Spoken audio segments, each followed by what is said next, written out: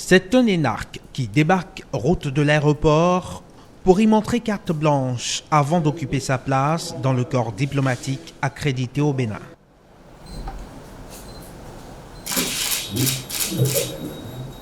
Austin Latli traîne une carrière diplomatique longue comme le bras, mais le nouvel ambassadeur extraordinaire et plénipotentiaire de la République algérienne démocratique et populaire considère Cotonou comme un nouveau challenge.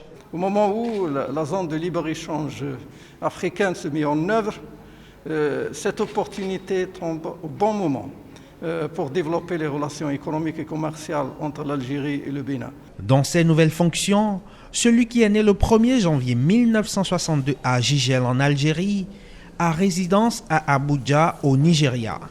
Mais cela ne semble pas représenter pour autant un frein à sa bonne connaissance des mutations politiques et économiques en cours au Bénin. Nous sommes conscients de la dynamique de ce pays, de ses capacités, de ses ressources humaines qui lui permettent de se développer, d'atteindre un niveau de développement appréciable en Afrique qui peut-être pourrait donner des leçons en termes de développement, en termes de sécurité, à beaucoup de pays en Afrique.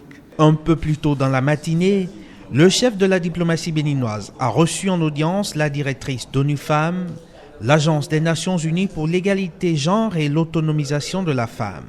La plateforme revendicative de Beijing, établie à la 4e conférence des femmes de septembre 1995, a nourri les échanges. Nous avons parlé de la représentativité, donc comment s'assurer qu'il y a beaucoup plus de femmes au gouvernement, au Parlement, dans toutes les instances de décision.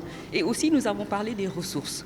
Comment nous assurer que les femmes vont avoir des ressources, un accès accru aux ressources. Une matinée comme les autres, en somme dans la maison diplomatie béninoise, où dans la discrétion des couloirs, le Bénin entretient les fils de la toile qui le lient au reste du monde.